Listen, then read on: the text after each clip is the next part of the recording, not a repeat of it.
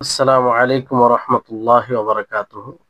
إن الحمد لله نحمده ونستعينه ونستغفر ونعوذ بالله من شرور أنفسنا وسيئات أعمالنا. من يهده الله فلا مضل له ومن يضلله فلا هادي له، وأشهد أن لا إله إلا الله وحده لا شريك له، وأشهد أن محمدا عبده ورسوله. أما بعد، فأعوذ بالله من الشيطان الرجيم. واعبدوا الله ولا تشركوا به شيئا رب اشرح لي صدري ويسر لي أمري واحلل عقدة من لساني يفقهوا قولي رب زدني علما رب زدني علما। সর্বপ্রকারের হামদ প্রশংসা মহান আল্লাহ তাবারক ওয়া তাআলার জন্য, যিনি আমাদের সকলকে আজ শেখুল ইসলাম মুহাম্মদ ইবনে আব্দুল ওয়াহাব রাহিমাহুল্লাহর বই আল কাওয়াইদুল আরবা এর ধারাবাহিক ক্লাসের 21তম ক্লাসে আমাদেরকে উপস্থিত হওয়ার তৌফিক দিয়েছেন, যার তৌফিক ছাড়া সম্ভব নয়। তারপরে আমাদের সকলের প্রাণপ্রিয় নবী করিম মুহাম্মদ মুস্তাফা সাল্লাল্লাহু আলাইহি ওয়াসাল্লাম, ওনার উপর অসংখ্য শান্তির ধারা বর্ষিত হোক। আল্লাহুম্মা সাল্লি আলাইহি আল্লাহুম্মা বারিক আলাইহি। তো শেখুল ইসলাম মুহাম্মদ ইবনে আব্দুল ওয়াহাব রাহিমাহুল্লাহ তিনি এই যে আল কাওয়াইদুল আরবা এই বইটি লিখেছেন, আর এই বইটি লিখতে গিয়ে প্রকৃত ইবাদতের ব্যাখ্যাকরণে এবং শিরক থেকে সতর্ককরণে মানুষকে তিনি হেদায়েত দিয়েছেন যে এটাই হচ্ছে মূল দিন, যে মানুষ প্রকৃত ইবাদতকে বাস্তবায়ন করবে এবং শিরক থেকে নিজেকে মুক্ত রাখবে। আল্লাহ তাবারক ওয়া তাআলা বলেন, ওয়া'বুদুল্লাহ ওয়া লা তুশরিকু বিহি শাইআ, যে তোমরা এক আল্লাহর ইবাদত করো এবং তার সাথে কোনো জিনিসকে শরীক করো না। শাইআ পূর্বে আপনাদেরকে বলা হয়েছে যে শাইআন এটা নাকিরা শব্দ, মানে ব্যাপকতার এটা অর্থ দেয়। তো এই জন্য সমস্ত ওলামা, তালেবে ইলম এর জন্য জরুরি যে মানুষকে তাওহীদের শিক্ষা দিবে, তাওহীদের কি দাবি সমূহ রয়েছে সেই বিষয়ে মানুষের সামনে কথা তুলে ধরবে, যে তাওহীদ যার মধ্যে আল্লাহ তাআলাকে একাকিত্ব করা, তার প্রকৃত তাজিম তার করা, তাকেই ভয় করা, তার প্রতি আশাবাদী হওয়া, ইবাদত বলতে তার জন্য করা, সেই ইবাদা দোয়া হোক, দোয়ায়ে ইবাদা হোক অথবা দোয়ায়ে মাসালা হোক, তো এক আল্লাহর উদ্দেশ্যেই করতে হবে, যেটার প্রতি শেখুল ইসলাম মুহাম্মদ ইবনে আব্দুল ওয়াহাব রাহিমাহুল্লাহ বড় গুরুত্ব দিয়েছেন। আর শিরকের প্রকারসমূহ থেকে বিরত থাকতে হবে, কারণ এই তাওহীদের জ্ঞান মিল্লাতে ইব্রাহিম দ্বীনে হানিফিয়ার মূল বিষয়। যে ব্যক্তি অজ্ঞতাবশত শিরকে জালে ফেসে যাবে কিংবা বাতিলের অনুসরণ করতে গিয়ে, তাকে সচেতন হওয়া উচিত এবং যদি আমাদের সামনে কেউ এরকম হয় তাকে সতর্ক করা উচিত। আর সঙ্গে সঙ্গে এক আল্লাহর দিকে ফিরে আসা উচিত, তার জন্যই দিনকে খালিস করা উচিত। যে একনিষ্ঠভাবে যারা আল্লাহর দিনকে খালিস করে তারা আল্লাহর উপরে ঈমান আনে, ইলাহ ইবাদতের উপযুক্ত একমাত্র আল্লাহ তাআলাকেই মনে করে এবং তিনি ব্যতীত অন্য কারো ইবাদত থেকে অন্যের ইবাদত থেকে নিজেকে মুক্ত রাখে, অন্যের ইবাদত যাদেরই ইবাদত করা হয় তাদের অস্বীকার করে। আল্লাহ তাআলা বলেন, ইন্নাল্লাযীনা হুম মিন খাশিয়াতি রাব্বিহিম মুশফিকুন ওয়াল্লাযীনা হুম বিআয়াতি রাব্বিহিম ইউমিনুন ওয়াল্লাযীনা হুম বিরাব্বিহিম লা ইউশরিকুন। সূরা মুমিনুন 57 নম্বর আয়াত থেকে 59 নম্বর আয়াত পর্যন্ত আল্লাহ তাআলা বলেন যে নিশ্চয় যারা তাদের রবের প্রতি ভয় করে আর তার নিদর্শন সমূহের প্রতি ঈমান আনে এবং তার সাথে তাদের রবের সাথে কাউকে শরীক করে না, তো এরা হবে দ্বীনে হানিফকে অবলম্বনকারী, অনুসরণকারী। এরাই হবে জান্নাতি, যেখানে চিরস্থায়ী তারা থাকবে। যেমন আল্লাহ তাআলা সূরা জুমারের 17 নম্বর আয়াতে বলেন, ওয়াল্লাযীনা ইজতানাবুত তাগুত আন ইয়াবুদুহু ওয়া আনাবু ইলাল্লাহি লাহুমুল বুশরা, যে যারা তাগুতকে বর্জন করে, তাগুতের ইবাদত করা থেকে, তাগুত মানে যারা ইবাদত করা হয়, যে নিজের ইবাদতের দিকে আহ্বান করে আর আল্লাহর দিকেই তারা ধাবিত হয়, তাদের জন্য সুসংবাদ রয়েছে। সুসংবাদ বলতে জান্নাত রয়েছে তাদের জন্য। তো আল্লাহ তাবারক ওয়া তাআলা সম্পর্কে জ্ঞান অর্জন করা, তার গুণ সম্পর্কে জানা এবং তাকেই এলাহ মনে করা, তাকেই ভয় করা, তার প্রতি আশাবাদী হওয়া, তাকেই ভালোবাসা, আর তার শরীয়তের যতগুলো বিষয় রয়েছে সমস্ত বিষয়ের উপরে ঈমান আনয়ন করা, সেগুলোর অনুসরণ করা, শিরক থেকে নিজেকে মুক্ত রাখা, এটাই হচ্ছে আল্লাহ তাবারক ওয়া তাআলার সিরাত। এটাই হচ্ছে আল্লাহ তাবারক ওয়া তাআলার পথ, যে পথ জান্নাতে নিয়ে যাবে, যে পথ, এই পথ অবলম্বনকারীদেরকে জান্নাতের পথ দেখাবে। শেখুল ইসলাম মোহাম্মদ ইবনে আব্দুল ওয়াহ্হাব রাহিমাহুল্লাহ, যে আমরা পূর্বে দাতে আনোয়াতের হাদিসটি পড়েছি, এই হাদিস থেকে তিনি দুটি গুরুত্বপূর্ণ উপকারিতা বর্ণনা করেছেন। যে মানুষ যদি শিরক করে, শিরক করার ইচ্ছা করে, শিরক করেনি তবে ইচ্ছা করে, তাহলে তওবা করলে আল্লাহ তাআলা সেটা ক্ষমা করে দিবেন, এই জাতে আনোয়াতের হাদিস থেকে। কারণ জাতে আনোয়াতের হাদিস আপনারা পড়েছেন, আশা করি তার ভাব অর্থ মনে আছে আপনাদের, কিংবা সরাসরি তার অর্থ মনে থাকতে পারে। একাধিকবার এই হাদিসটি এসেছে আমাদের নিকটে, যে বানু ইসরাইল আল্লাহর নিকটে, নবী সাল্লাল্লাহু আলাইহি সাল্লামের নিকটে কিছু লোক মোতালবা করে, ডিমান্ড করে যে আমাদের জন্য জাতে আনোয়াত একটি বানিয়ে দিন, যেমন তাদের জন্য রয়েছে। ঠিক যেমন ভাবে বানু ইসরাইলরা একটি ইলাহ চেয়েছিলেন, তো আল্লাহ নবী তাদেরকে নিষেধ করেন এবং কড়াভাবে সতর্ক করেন। তো এখান থেকেই শেখুল ইসলাম মোহাম্মদ ইবনে আব্দুল ওয়াহ্হাব রাহিমাহুল্লাহ একটু উপকারিতা বর্ণনা করছেন, যে কোনো মুসলিম যদি কুফরি কথা বলে থাকে, সে জানে না যে এটা কুফরি, না জানার কারণে সে ভালো উদ্দেশ্যে বলে থাকে, তো তাকে যদি সতর্ক করা হয় আর সেই সময় তারা তওবা করে নেই, সেই ব্যক্তি তওবা করে নেই, তাহলে তাকে কাফের বলা যাবে না, সে কাফের হবে না। যেমন বানু ইসরাইল করেছিল, তো বানু ইসরাইল করেছিল, তো তাদেরকে কাফের বলা হয়েছিল কি? কাফের বলা হয়নি। মুসা আলাইহিস সালাম তাদেরকে বলেছিলেন, নিষেধ করেছেন, তারা সঙ্গে সঙ্গে সারেন্ডার হয়ে গিয়েছিলেন। অনুরূপ ভাবে নবী সাল্লাল্লাহু আলাইহি সাল্লামকে যখন জিজ্ঞাসা করেছিলেন কিছু সাহাবায়ে কেরাম, তখন আল্লাহ নবী তাদেরকেও কড়াভাবে নিষেধ করেন, তারাও বিরত ছিলেন। তো যদি এরকম কথা বলে দেয় কেউ, কুফরি কথা, শিরক করার উদ্দেশ্যে, ও জানে না যে এটাতে শিরক হয়ে যাবে, তাহলে সাথে সাথে তওবা করলে আল্লাহ তাআলা ক্ষমা করে দিবেন। দ্বিতীয় যেটা উপকারিতা উনি উল্লেখ করেছেন, সেটা হচ্ছে যে এই অবস্থাতে তাদেরকে কাফের বলা যাবে না, তাদের তাকফির করা যাবে না। হ্যাঁ, কড়া ভাবে তাদেরকে বলা যাবে, তাদের উপরে কঠোর ভাবে কথা বলা যাবে যে এটা কেন করলো। যেমন রাসূল সাল্লাল্লাহু আলাইহি সাল্লাম তাদেরকে কঠোর ভাবে বলেছিলেন, যে তিনি বলেছেন আল্লাহু আকবার, ইন্নাহাস সুনান, যে তোমরা এমন ভাবে অনুসরণ করছো ইহুদিদের, যে বিঘতে বিঘতে, গজে গজে তাদের অনুসরণ অনুগতি, এমনকি তারা সাপের গর্তে যদি চলে যায় তারও অনুসরণ করবে। তো এইভাবে কড়া ভাবে তাদেরকে সতর্ক করেছিলেন। তো এরকম কঠোরতা অবলম্বন করা যাবে, কিন্তু তাকফির করা যাবে না। যদি তাকফির করা জায়েজ হতো এই সময়, এই কারণে, শুধু এটার কারণে, তো আল্লাহ নবী সর্বপ্রথম তাদেরকে বলতো যে তোমরা কাফের হয়ে গেছো, তোমরা কাফের হয়ে গেছো। কিন্তু আল্লাহ নবী এরকম কিছু বলেনি, যে হাদিসটি আপনাদের সামনে।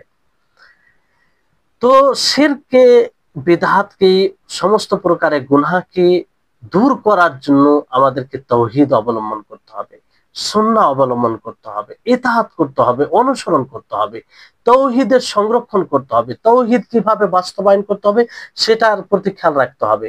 তাহলে তাওহীদ পরিপন্থী বিষয় যেগুলো চলে আসে সেগুলো দূর হয়ে যাবে, আর দিন একমাত্র আল্লাহ তাআলার জন্য খালিস হবে। ইবনুল কাইয়িম রাহিমাহুল্লাহ খুব একটি দামি কথা বলেছেন। তিনি বলেছেন যে যেমন শরীর রেজা ছাড়া, খাবার ছাড়া সুস্থ থাকে না, যে খাবারের কারণে সে শরীরের শক্তি সংরক্ষণ হয়, আর সেই আহ, শরীরকে সুস্থ রাখার জন্য শরীরে যে ফাসিদ জিনিস থাকে, যেগুলো শরীরের সুস্থতায় প্রভাব সৃষ্টি করবে, সেগুলোকে বের করা জরুরি হয়। যখন এগুলো গালিব হয়ে যায় শরীরের উপরে, তখন শরীর অসুস্থ হয়ে পড়ে। অনুরূপভাবে আহ সুস্থ রাখার জন্য সেই সব খাদ্য জিনিস থেকে দূরে থাকা জরুরি, যেসব খাদ্য দ্বারা শরীরের ক্ষতি হবে, শরীরের ক্ষতির আশঙ্কা আছে, কিংবা শরীরকে কষ্ট দিবে। তো এই শরীর সঠিক রাখার জন্য, সুস্থ রাখার জন্য এটা করতে হয়। ঠিক তেমনি আমাদেরকে খেয়াল রাখতে হবে হৃদয়কে ঠিক রাখার জন্য। হৃদয় জীবিত হয় না ঈমান ও আমালে সালেহ ছাড়া। যতক্ষণ পর্যন্ত আমরা ঈমান না নিয়ে আসব, আমালে সালেহ না করব, ততক্ষণ পর্যন্ত আমাদের হৃদয় সজীবতা লাভ করবে না। কারণ সেই ঈমান ও আমালে সালেহর ফলেই সেই হৃদয়ের শক্তি, সেই হৃদয়ের প্রভাব এটা সংরক্ষিত থাকে। অনুরূপভাবে তওবার মাধ্যমে সেই হৃদয়ে যেগুলো হৃদয়ের রোগ আছে, সেগুলো আমরা দূর করব। ফাসিদ জিনিস যেগুলো হৃদয়কে সুস্থ রাখার বিপরীত জিনিস রয়েছে, সেগুলোকে তওবার মাধ্যমে আমরা বের করে দেব। আর এমন জিনিস থেকে এমন জিনিস অবলম্বন করা, কিংবা এমন পথ অবলম্বন করা হৃদয়ের জন্য জরুরি হবে, যা দ্বারা হৃদয় সুস্থ থাকবে, এবং তার বিরোধী জিনিস থেকে বিরত থাকতে হবে। তো এটাই হচ্ছে আহ মানে এইভাবে আমাদেরকে হৃদয় ঠিক রাখতে হবে। আর তাকওয়া এটাকেই বলা হয়েছে। এই যে তিনটি জিনিস বলা হলো আপনাদেরকে, যে এক হচ্ছে আপনার আমালে সালেহ করা, যাতে আমাদের হৃদয় সজীবতা লাভ করবে, সুস্থ থাকবে। আর অনুরূপভাবে তওবার মাধ্যমে যদি কোনো রোগ থাকে হৃদয়ের, সেগুলোকে বের করা, অর্থাৎ যতগুলো গুনার কাজ রয়েছে হৃদয়ের সাথে সম্পর্কিত, সেগুলো না করা। আর হৃদয়কে সুস্থ রাখার জন্য যে যে যেটা করা দরকার সেটা করা। তো এইগুলো যদি করি, তাহলে আমরা তাকওয়া অবলম্বন করতে পারবো, মুত্তাকি হতে পারবো। আর যতটা এই তিনটি বিষয়ের মধ্যে ছুটে যাবে, ততটাই আমরা আমাদের তাকওয়ায় ব্যাঘাত ঘটবে, তাকওয়া ঘাটতি থাকবে। তো যত প্রকারের গুনাহ আছে, সমস্ত গুনাহ আল্লাহ তাবারক ওয়া তাআলার মাশিয়াতে, শিরক ব্যতীত, শিরক ব্যতীত যত গুনাহ আছে আল্লাহ তাবারক ওয়া তাআলার ইচ্ছা। আল্লাহ তাআলা ইচ্ছা করলে ক্ষমা করবেন, আবার ইচ্ছা না করলে ক্ষমা করবেন না, যদি তওবা না করে মারা যায়। শিরক যদি কেউ করে আর তওবা না করে মারা যায়, তা আল্লাহ তাআলা ক্ষমা করবেন না। কারণ আল্লাহ তাআলা এই ব্যাপারে তিনি বলেছেন, তার নীতি, যে ইন্নাল্লাহা লা ইয়াগফিরু আন ইউশরাকা বিহি ওয়া ইয়াগফিরু মা দুনা যালিকা লিমান ইয়াশা, যে নিশ্চয় আল্লাহ তাআলা ক্ষমা করবেন না শিরকে, শিরক ব্যতীত যা আছে সবকিছু আল্লাহ তাআলা ইচ্ছা করলে ক্ষমা করে দিবেন। তো এখানে আল্লাহ তাবারক ওয়া তাআলা তওবা দ্বারা সমস্ত কিছু ক্ষমা করবেন, ছোট বড়, কিন্তু শিরক ব্যতীত। কারণ শিরকের বিশেষভাবে উল্লেখ করে আল্লাহ তাআলা বলেন তাকে ক্ষমা করবে না। আল্লাহ তাআলা অন্য আয়াতে বলেন, কুল লিল্লাযীনা কাফারু ইন ইয়ানতাহু ইগফার লাহুম মা ক্বাদ সালাফ, যে হে নবী আপনি বলুন কাফেরদেরকে, যে তারা যদি বিরত থাকে, তাদেরকে ক্ষমা করা হবে বিগত দিনে যা তারা করেছে। তো এই এই আয়াতকে লক্ষ্য করে অনেকের ভুল ধারণা, এই আয়াতের ভুল ব্যাখ্যা করেছেন। অনেকে বলেছেন যে তারপর আরেকটা আয়াতকে লক্ষ্য করে অনেকের ধারণা হয়েছে যে আল্লাহ তাআলা সমস্ত গুনাহকে ক্ষমা করে দিবেন তওবা ছাড়াই। যেমন আল্লাহ তাআলা সূরা জুমারের 53 নম্বর আয়াতে বলেন, ইন্নাল্লাহা ইয়াগফিরুয যুনুবা জামিআ, যে আল্লাহ তাবারক ওয়া তাআলা সমস্ত গুনাহকে ক্ষমা করবেন, সমস্ত গুনাহকে। তো এখানে আল্লাহ তাআলা তওবার কথা বলেনি। তো তারা, এক প্রকার লোক, তারা বলে যে আল্লাহ তাআলা তো নিজেই বলেছেন ক্ষমা করে দিবেন, তাহলে তওবার কোনো প্রয়োজন, শিরকও আল্লাহ তাআলা ক্ষমা করে দিবেন তওবা ছাড়াই।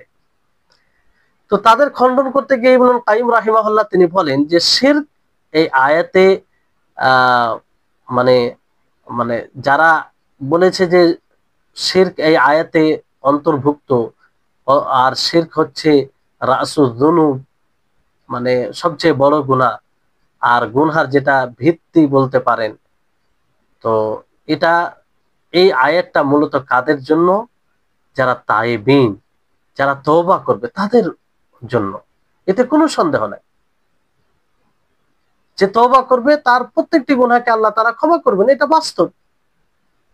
আর যদি এটা এই আয়াতকে মনে করে না হয় তাইবিনদের জন্য নয়, যারা তওবা করবে তাদের জন্য নয়, বরং সকলের জন্য, তাহলে আল্লাহ তাবারক ওয়া তাআলা এতগুলো আয়াত নাজিল করেছেন। রাসূল সাল্লাল্লাহু আলাইহি সাল্লাম হাদিসে ওয়াঈদ, কঠোর ধমক, জাহান্নামের কথা বলেছেন।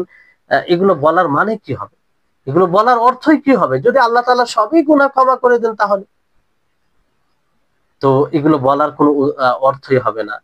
এই জন্য এখান থেকে বোঝা যাচ্ছে যে এটা তওবা যারা করবে তাদের জন্য, তাদের জন্য তওবা করে, তওবার মাধ্যমে আল্লাহ তাআলা দুনিয়াতে সবকিছু ক্ষমা করে দিবে। আর এটা মানে যারা বলে যে না সবার ক্ষমা করে দিবে, এটা তাদের কম বুঝের পরিচয়, এবং তারা আল্লাহ তাআলার বাণীকে বুঝতে সক্ষম হয়নি। কারণ আমভাবে আল্লাহ তাআলা এখানে বলেছেন, আহ, আহ, তো এখান থেকে স্পষ্ট হয় যে এটা তো যারা তওবা করে তাদের জন্য। সূরা নিসাতে আল্লাহ তাআলা বিশেষভাবে বলেন আর কায়েদ করেন, যেমন যে আয়াতে আপনাদেরকে বলা হলো পূর্বে, এর আগে, যে ইন্নাল্লাহা লা ইয়াগফিরু আন ইউশরাকা বিহি ওয়া ইয়াগফিরু মা দুনা যালিকা লিমান ইয়াশা। দেখেন এখানে এখানে আল্লাহ তাআলা স্পষ্ট করে বললেন যে আল্লাহ তাআলা তওবা ব্যতীত, না শিরক ব্যতীত সমস্ত গুনাহ মাফ করবেন। তওবা ছাড়া, শিরক ব্যতীত সমস্ত গুনাহ মাফ করবেন। যদি মানুষ মারা যায়, কাবিরা গুনাহ করে থাকে, সাগিরা গুনাহ করে থাকে, তো আল্লাহ তাআলা ইচ্ছা করলে মাফ করবেন, কিন্তু শিরক ছাড়া। তাহলে এখানে আহ, এটা এটা মানে শিরক ছাড়া আল্লাহ তাআলা মাফ করবেন, যে তওবা করেনি তার জন্য। এটা তো স্পষ্ট এখানে আয়াতে, এই আয়াতে। তাহলে পূর্বে যে আয়াতে বলা হয়েছে যে ইন্নাল্লাহা ইয়াগফিরুদ যুনুবা জামিআ, এটা কাদের জন্য? মানে যারা তওবা করবে তাদের জন্য।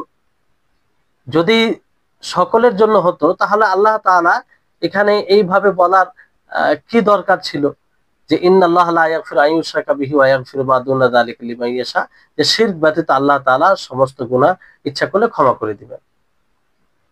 তার মানে ওই জায়গায় ব্যাপকভাবে বলা হয়েছে, মানে কি শিরক সহ যদি কেউ তওবা করে তাহলে সমস্ত গুনাহ আল্লাহ তাআলা মাফ করে দিবেন।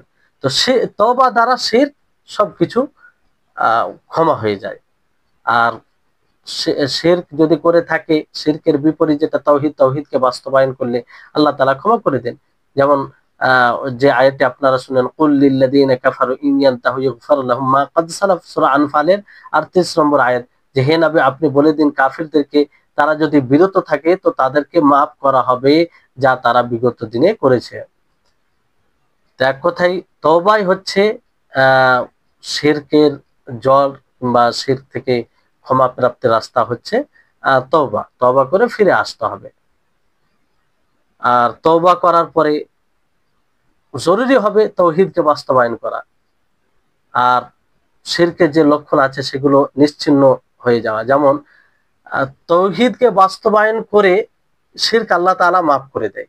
যেমন একটা হাদিসে আছে, নবী সাল্লাল্লাহু আলাইহি সাল্লাম বলেন, মান হালাফা বিল্লাতি ওয়াল উজ্জা ফালইয়াকুল লা ইলাহা ইল্লাল্লাহ। বুখারীর হাদিস, যে যে ব্যক্তি লাত ও উজ্জার কসম খায় সে যেন লা ইলাহা ইল্লাল্লাহ পাঠ করে। মানে লাত ও উজ্জার কসম যদি খেয়ে নেয় কেউ, তারপরে যদি লা ইলাহা ইল্লাল্লাহ পাঠ করে, তাহলে সেটা আল্লাহ, যেটা পূর্বে লাত ও উজ্জার কসম খেয়েছে সেটা আল্লাহ তাআলা মাফ করে দিবেন। তো এটা আল্লাহ তাআলার কসম খাওয়া, এটা তাওহীদকে বাস্তবায়ন করা। আর লাত ও উজ্জার কসম খাওয়া, এটা তাওহীদ পরিপন্থী আমল ছিল। তো তাওহীদ পরিপন্থী আমল হওয়ার পরে যদি কেউ তাওহীদকে বাস্তবায়ন করে, সেটাকে বর্জন করে, তাহলে আল্লাহ তাআলা কি করবেন? ক্ষমা করে দিবেন। তাহলে এখান থেকে এটা স্পষ্ট। অনুরূপ ভাবে একটি হাদিস আছে, আব্দুল্লাহ ইবনে মাসউদ তিনি বলেন, নবী সাল্লাল্লাহু আলাইহি ওয়াসাল্লামের এই কথা, যে আত্তিয়ারাতু শিরকুন, শুভ লক্ষণ নেওয়া এটা শিরক। লক্ষণ নেওয়া, লক্ষণ নেওয়া এটা শিরক। তো তারপর তিনি বলে যে এটা কেউ যদি লক্ষণ নিয়ে নেই, তারপর আল্লাহর উপরে তাওয়াক্কুল রাখে, আল্লাহর উপরে প্রকৃত ভরসা ভরসা রাখে, তাহলে এটা মাফ হয়ে যাবে, মানে এটা আর থাকবে না। যদি ওই রকম তাওয়াক্কুল, ওটাকে প্রত্যাখ্যান করে আল্লাহর উপরে তাওয়াক্কুল শুরু করে দেয়, কোনো ভাবে হয়তো কুলক্ষণ এগুলো নিয়ে নিয়েছে, তারপরে হয়তো সে মনে করলো না এটা ঠিক হয়নি, তারপরে পরে আল্লাহর উপরে পুরোপুরি ভরসা করতে আরম্ভ করলো, তো সেটা অটোমেটিক নিশ্চিন্ন হয়ে যাবে। কারণ হাদিস আছে যে ওয়ালাকিন্নাল্লাহ ইউযহিবুহু বিত্তাওয়াক্কুল, যে আল্লাহ তাআলা সেটা তাওয়াক্কুল দ্বারা শেষ করে দিবেন। সাহাবায়ে কেরাম রিজওয়ানুল্লাহি আলাইহিম আজমাইন নবী সাল্লাল্লাহু আলাইহি সাল্লামকে জিজ্ঞাসা করেন তিহারার কাফারার ব্যাপারে, যে কেউ যদি আহ পাখি উড়িয়ে লক্ষণ নেই, তাহলে এটার কাফারা কি হবে, এটা থেকে ছুটকারা কিভাবে লাভ করবে, মানে মুক্তি কিভাবে লাভ করবে। যেমন জাহিলিয়াতের যুগে মানুষ এইভাবে লক্ষণ নিত। তো আব্দুল্লাহ ইবনে ওমর থেকে বর্ণিত, তিনি বলেন রাসূল সাল্লাল্লাহু আলাইহি সাল্লাম বলেন মান রাদ্দাতহু আত-তিহারাতু আন হাজাতিহি ফাকাদ আশরাকা, যে ব্যক্তিকে তার এই তেয়ারা লক্ষণ নেওয়া তার প্রয়োজন থেকে ফিরিয়ে দিবে, সে শিরক করল, সে শিরক করল। তো তারা জিজ্ঞাসা করলো যে ফামা কাফারাতু যালিকা, এর কাফারা কি হবে।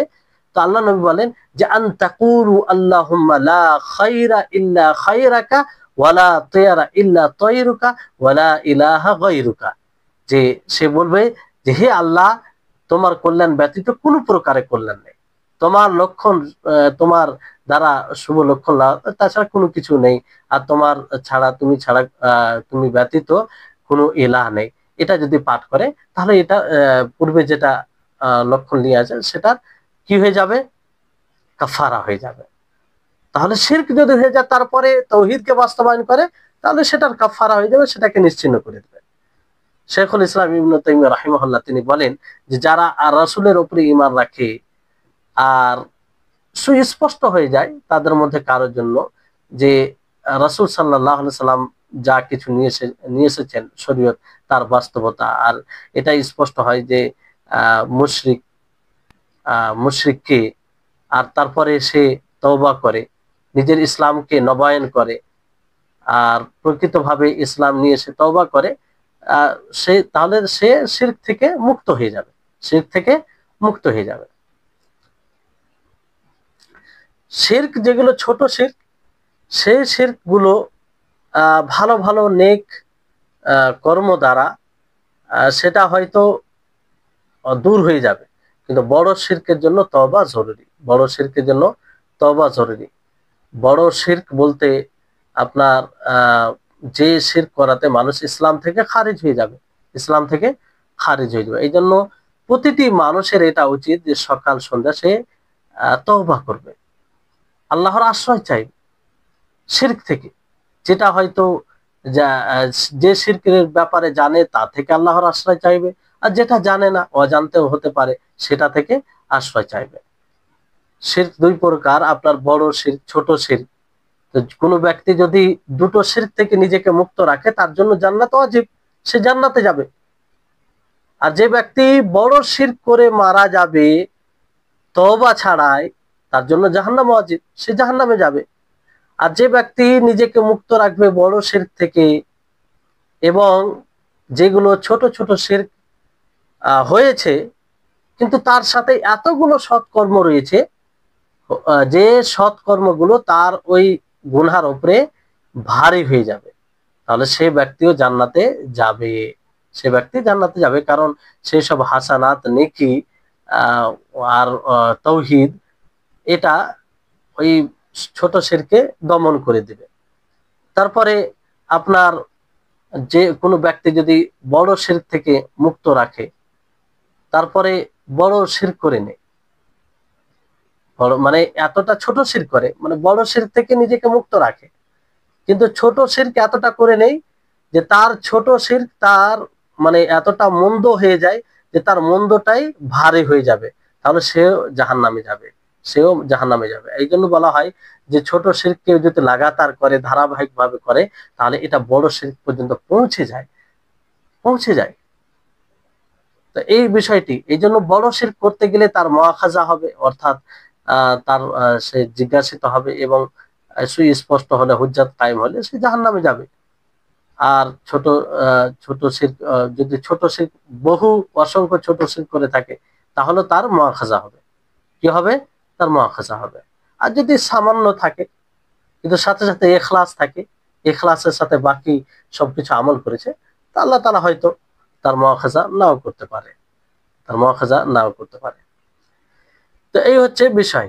তো প্রত্যেক মুসলিমের জন্য এটা জরুরি যে সদা সর্বদা সে তাওহীদের দিকে খেয়াল রাখবে, তার দিন ঠিক আছে কিনা, তার ঈমান ঠিক আছে কিনা, তার মানে তাতে ভেজালের কোনো আগমন তো ঘটেনি, তার নবায়ন করতে থাকবে, সেটাকে বৃদ্ধি করতে থাকবে, সেটাকে আরো সুন্দর করার চেষ্টা করবে।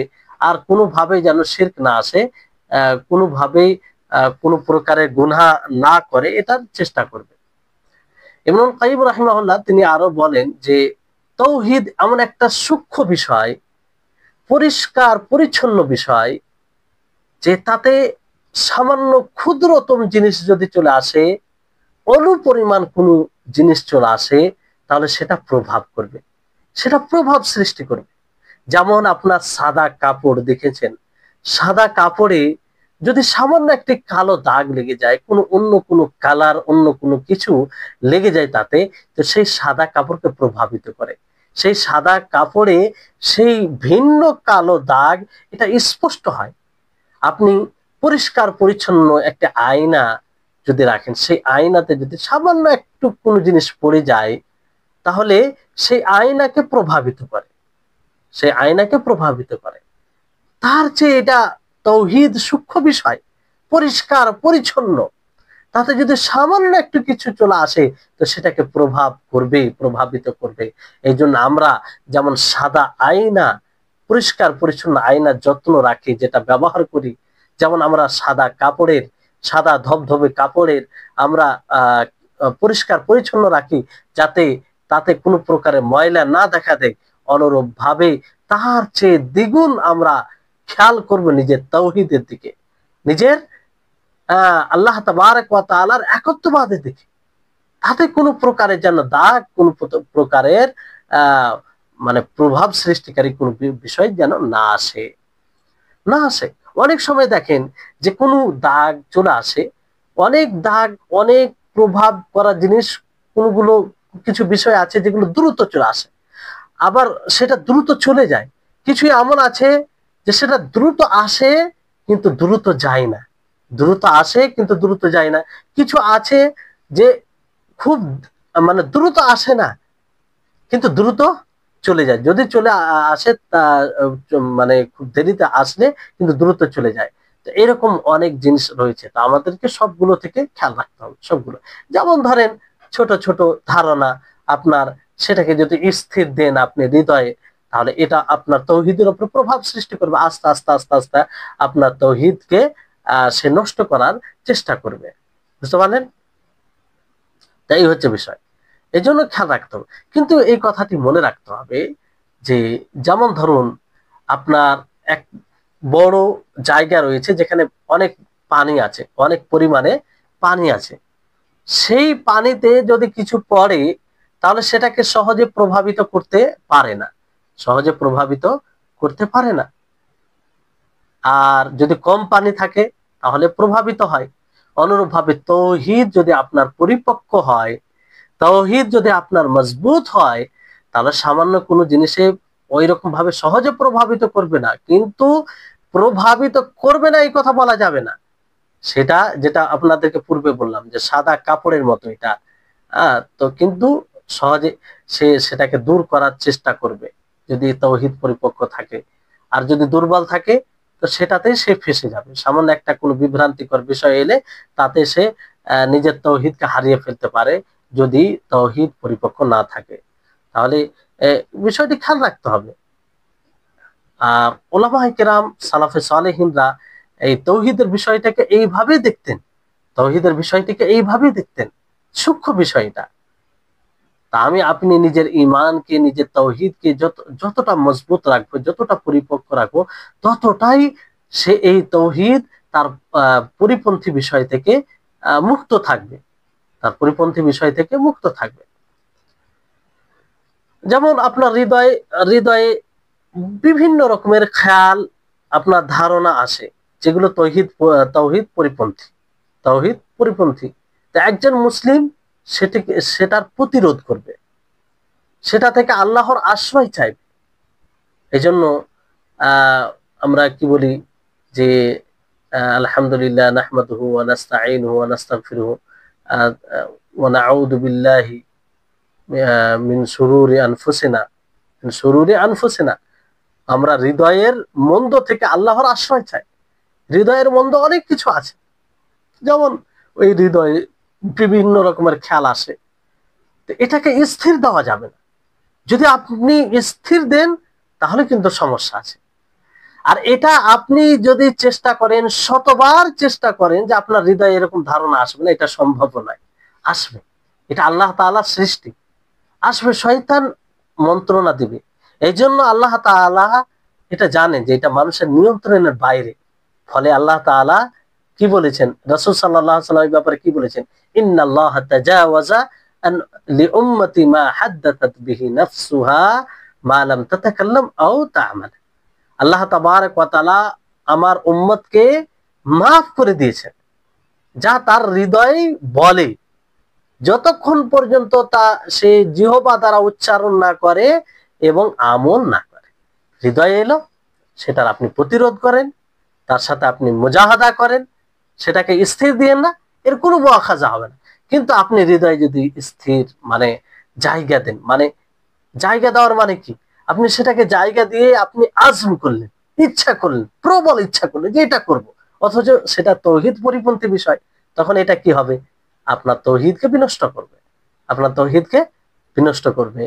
আর আমল যতক্ষণ না করবেন, তো এই হচ্ছে বিষয়, এই বিষয়টি বুঝতে হবে। অনেক সময় এই জ্ঞানগুলো না থাকার কারণে মানুষ হতাশ হয়ে যায়, নিরাশার জালে আবদ্ধ হয়ে যায়, বলে যে আমার হৃদয়ে এরকম খেয়াল আসে, এগুলো দ্বারা তো মানুষ মুশরিক হয়ে যায়, আমি তার মুসলিম হয়ে থাকতে পারলাম না, কি হবে, এরকম অনেক, যেমন অনেক এরকম প্রশ্ন আসে। ফলে এগুলো বোঝা যায় যে মানুষের মধ্যে এগুলো কাজ করে, যেটা একটা শয়তানি কৌশল আর কি, মানুষকে হতাশার জালে আবদ্ধ করা। শয়তান, এটা শয়তানের চাল।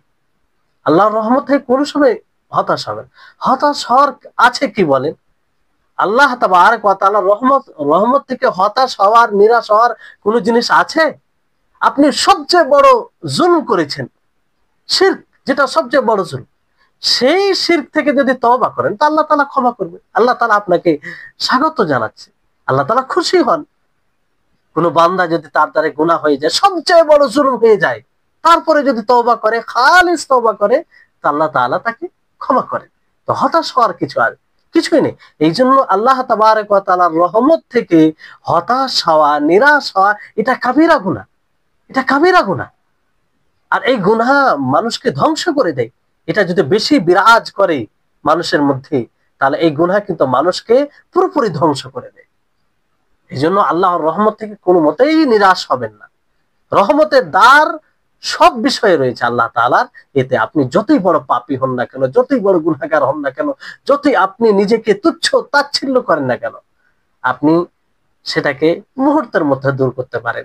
খালিস তওবা করেন, আল্লাহর কাছে মানে তওবা করেন, ফিরে আসেন, বিনয়ের সাথে তওবা করেন, আল্লাহ তাআলা ক্ষমা করবেন, কোনো সমস্যা নেই। আর যদি হুকুকুল ইবাদ হয়, সেটা মানুষের নিকটে পৌঁছে দিবেন, কোনো সমস্যা নেই। যদি সম্ভব না হয়, তো সেই অনুযায়ী আপনি যেগুলো করেছেন সেটা দেখবেন, ওলামায়ে কেরাম তার জন্য কি কি গাইড করেছেন, সেগুলো অবলম্বন করবেন। হতাশার কোনো পথ নেই। ইসলাম ইসলাম হতাশা কোনোদিন একত্রিত হতে পারে না। ইসলাম, ঈমান, হতাশা কোনোদিন একত্রিত হতে পারে না। এই জন্য মানে একত্রিত হতে পারে না বলতে কি, প্রকৃত ঈমান থাকলে আমরা হতাশ হব না। আল্লাহ তাআলার পরিচয় লাভ করতে গেলে আমরা কখনো হতাশ হব না। তো এই হচ্ছে বিষয়। তো একজন মুসলিমের মানে তার যে হৃদয়, সেটা হচ্ছে একটা সংরক্ষিত জায়গা, তা দ্বারা সে অনেক কিছু সংরক্ষণ করে। সেটা ফাউন্ডেশন, ইলমে তাওহীদের মূল জায়গা হলো সেটা। কারণ সেখানে মানুষের তা দ্বারা আকীদা রাখে, ধারণা রাখে। আর সেটা আবশ্যক করে আপনি হৃদয়কে যেভাবে এই আকীদা মানে এই দ্বারা আপনি সাজাবেন, সেভাবে ওই হৃদয়ের তত্ত্ববোধনে শরীরের পার্টস গুলো যেগুলো আমল করবে, সেই অনুযায়ী আমল হবে।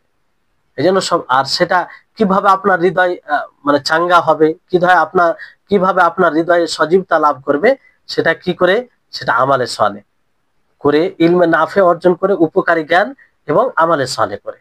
আমালে সলে, যেটা পূর্বে আপনাদেরকে বলা হলো যে আমালে সলে করবেন, সৎ আমল, ইলমে নাফে অর্জন করবেন, উপকারী জ্ঞান এবং আমালে সলে করবেন।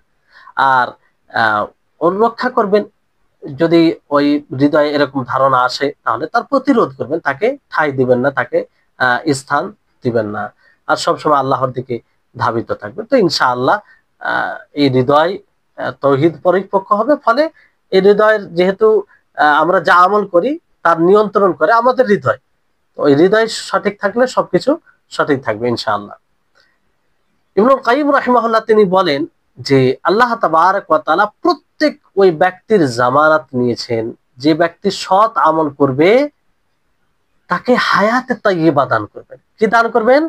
হায়াতে তাইয়্যিবা দান করবেন। হায়াতে তাইয়্যিবা, আর আপনারা সকলেই জানেন যে সবচেয়ে ওয়াদা সত্যকারী কে? আল্লাহ তাবারক ওয়া তাআলা। আল্লাহ তাআলা ওয়াদা করবেন আর সেটা পূর্ণ করবে না, এটাও হতেই পারে না, হতেই পারে না। আল্লাহ তাআলা তিনি সব দিক দিয়ে পরিপূর্ণতা রাখেন। তো কেউ যদি সৎ আমল করে তাহলে আল্লাহ তাআলা তাকে হায়াতে তাইয়্যিবা দান করবেন। আর হায়াতে তাইয়্যিবা সবচেয়ে যেটা হায়াতে তাইয়্যিবা, ভালো জীবন, পবিত্র জীবন, যে জীবনে সর্বপ্রকারের খেয়াল, ধারণা, চিন্তা, চেতনা সবকিছু আল্লাহর সন্তুষ্টির জন্য ব্যয় হবে, আল্লাহর সন্তুষ্টির উদ্দেশ্যে সেটাই হবে। আর হৃদয় ধাবিত হবে আল্লাহর দিকে। যত প্রকারের ইচ্ছা, যত প্রকারের চিন্তা ভাবনা রয়েছে সব কিছু আল্লাহর এতেই পথে ব্যবহার হবে, আল্লাহর নিকটে প্রিয় হবে, ভালোবাসা আল্লাহর দিকেই এসে অগ্রগামী হবে। তো এই হচ্ছে এটা হচ্ছে হায়াতে তাইয়্যিবা। এবং যখনই হৃদয়ে এরকম কোনো কুমন্ত্রণা আসবে সেটার প্রতিরোধ করবে। ফলে সে কি করবে? চুপ থাকবে তো আল্লাহর জন্য চুপ থাকবে, বলবে তো আল্লাহর জন্য বলবে, শুনবে তো আল্লাহর জন্য শুনবে, আর যে দেখবে তখন আল্লাহর জন্য দেখবে, মানে আল্লাহ তাআলা যেগুলো দেখতে অনুমতি দিয়েছে সেগুলো দেখবে। আর সে ধরবে তো আল্লাহর জন্য ধরবে, মানে যেগুলো জায়েজ হাত দ্বারা চলবে তো আল্লাহর জন্য, অযথা অবৈধ কর্মে চলবে না। আর সে তার অ্যাক্টিভিটি সমস্ত কিছু আল্লাহর জন্য হবে, আল্লাহর জন্য সবকিছু। এটাই হচ্ছে যেমন আল্লাহ তাআলা বলেন যে কুল ইন্না সলাতি ওয়া নুসুকি ওয়া মাহইয়ায়া ওয়া মামাতি লিল্লাহি রাব্বিল আলামিন, যে আমার জীবন মরণ, আমার কুরবানি সবকিছু আল্লাহ তাবারক ওয়া তাআলার জন্য। এইভাবেই হবে। এটা কি বলে? হায়াতে তাইয়্যিবা। তো এই হায়াতে তাইয়্যিবা দান করবেন কাকে? যে আমালে সালেহ করবে, যে আমালে সালেহ করবে। তো এই হৃদয় সজীবতা লাভ করে কিসের মাধ্যমে? আল্লাহর জিকিরের মাধ্যমে, আল্লাহর দিকে ধাবিত হওয়ার কারণে, নিজের নিয়তকে, ইরাদাকে, ইচ্ছাকে, সংকল্পকে আল্লাহর ইতাআতে ব্যবহার, এক আল্লাহর জন্য খালিস করাতে এবং ইতাআতে অনুসরণে এগুলোকে ব্যবহার করার জন্য, আর সবসময় আল্লাহর জিকির। তো এগুলো হচ্ছে হৃদয়কে জীবিত রাখার অন্যতম উপায়।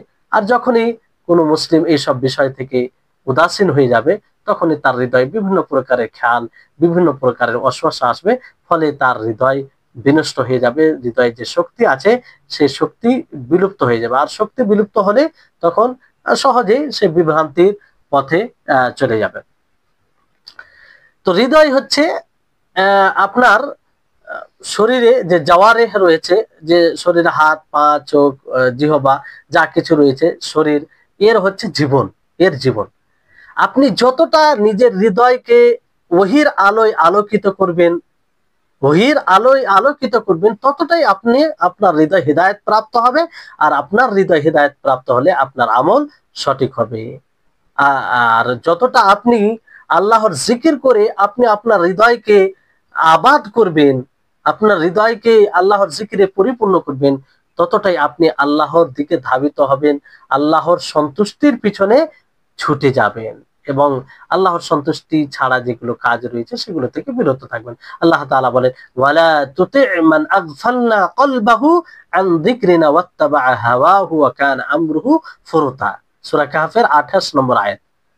যে তোমরা সেই সব লোকদের অনুসরণ অনুগত্য করো না যাদের হৃদয়কে আমি কি করেছি?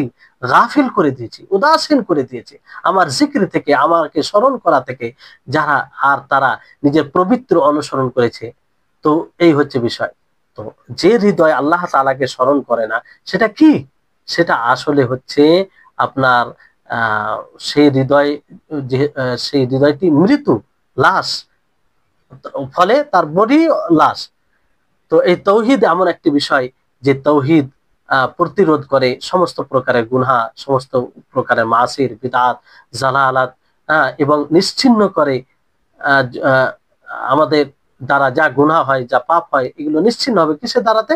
তৌহিদের দ্বারাতে, খালিস আল্লাহ তাবারাক ওয়া তাআলার জন্য আমল করাতে এবং রাসূল সাল্লাল্লাহু আলাইহি সাল্লামের পদ্ধতি অনুযায়ী আমল করাতে। তো এই তৌহিদই হচ্ছে আমাদের গুনাহকে নিশ্চিহ্ন করার একটি অন্যতম মাধ্যম। যেমন আনাস রাদিয়াল্লাহু তাআলা আনহু তিনি বলেন যে আমি রাসূল সাল্লাল্লাহু আলাইহি সাল্লামের থেকে শুনি, আল্লাহ তাআলা বলেন, ইয়া ইবনা আদম ইন্নাকা লাউ আতাইতানি বিকুরাবিল আরদি খাতায়া সুম্মা লাকীতানি লা তুশরিক বি শাইআ লা আতাইতুকা বিকুরাবিহা মাগফিরা।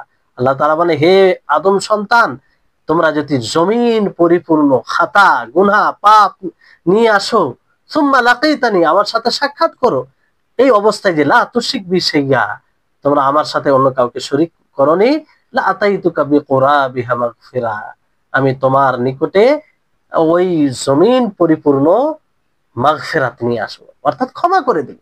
কিসের ভিত্তিতে? তাওহীদের ভিত্তিতে, শিরক না করলে। আর শিরক না করা মানে কি? আপনি তাওহীদকে বাস্তবায়ন করেছেন। তো এই হচ্ছে তাওহীদ, যে তাওহীদ গুনাহকে নিশ্চিহ্ন করে দেয়, যে তাওহীদের বাস্তবায়নকারীর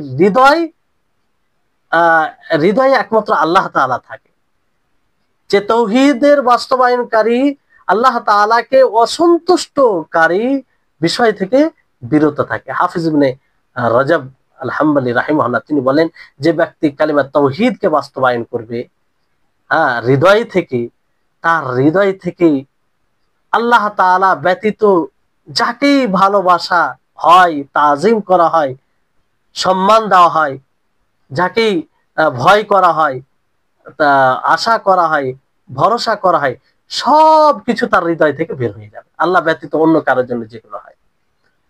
তখন কি হবে? তার সমস্ত গুনাহ আল্লাহ তাআলা যা মানে তার এর ফলে তার সমস্ত গুনাহ জ্বলে পুড়ে ছাই হয়ে যাবে। যদিও সমুদ্রের মতো গুনাহ থাকে, সমুদ্রের মতো গুনাহ থাকে, অথবা তার গুনাহগুলো নেকিতে পরিণত হয়ে যাবে, নেকিতে পরিণত হয়ে যাবে। এটা একমাত্র তাওহীদের কারণে।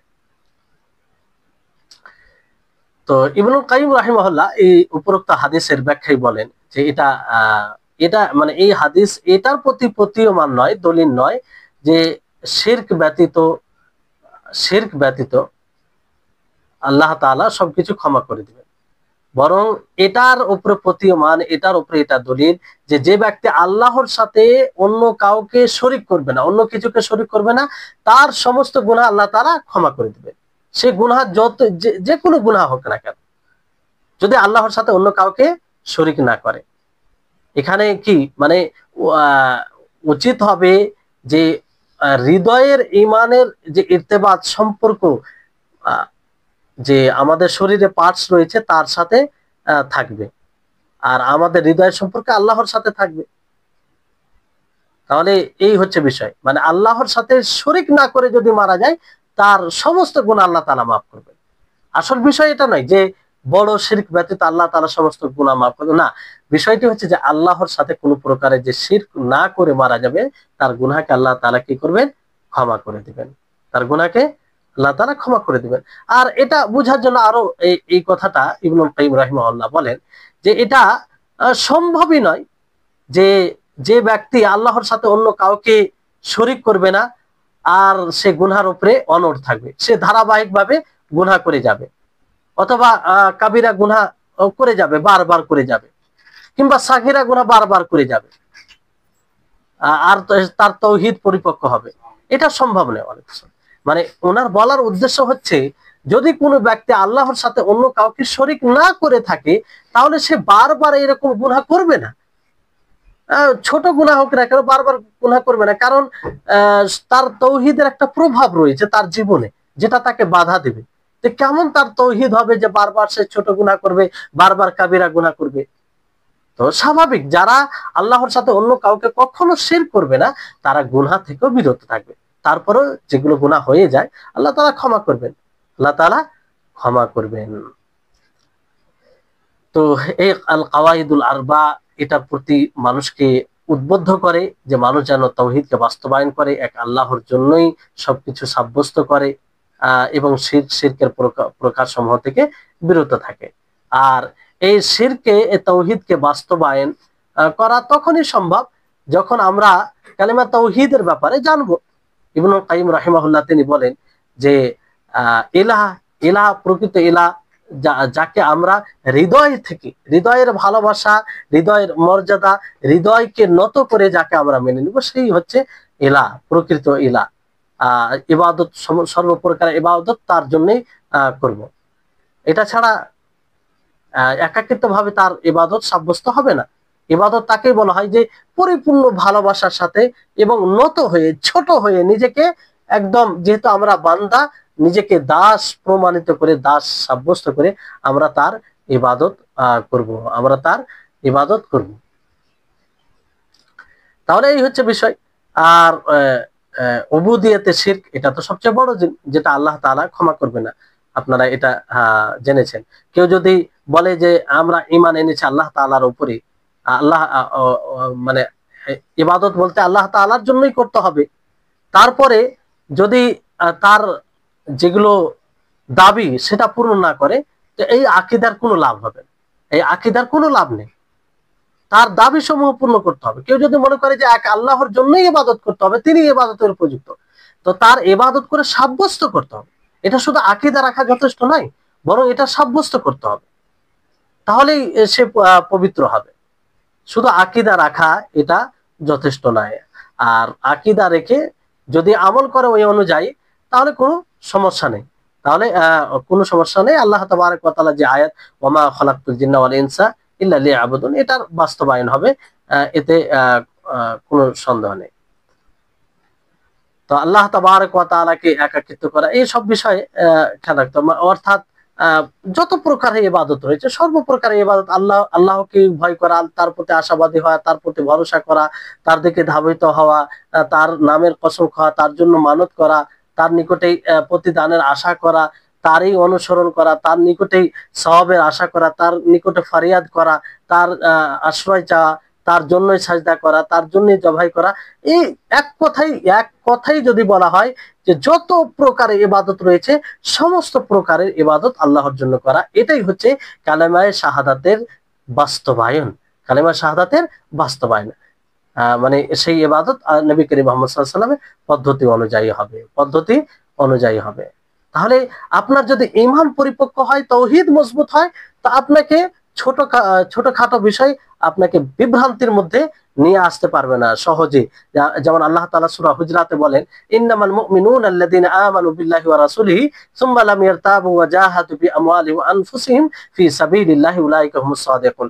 যে মুমিন তারাই যারা আল্লাহর উপরে ঈমান এনেছে এবং তার রাসূলের উপরে, তারপরে সন্দেহ করেন, মানে পরিপক্ক ঈমান, এবং মালের সাথে, জানের সাথে তারা আল্লাহর পথে জিহাদ করেছে, সংগ্রাম করেছেন, এরাই হচ্ছে সত্যবাদী, এরাই হচ্ছে সত্যবাদী। তাহলে ঈমানে আল্লাহ তাআলা শর্ত রেখেছেন যে কোনো প্রকারে যেন সন্দেহ না, কোনো প্রকারে সন্দেহ না হয়, তাহলে সেটা উপকারী ঈমান হবে।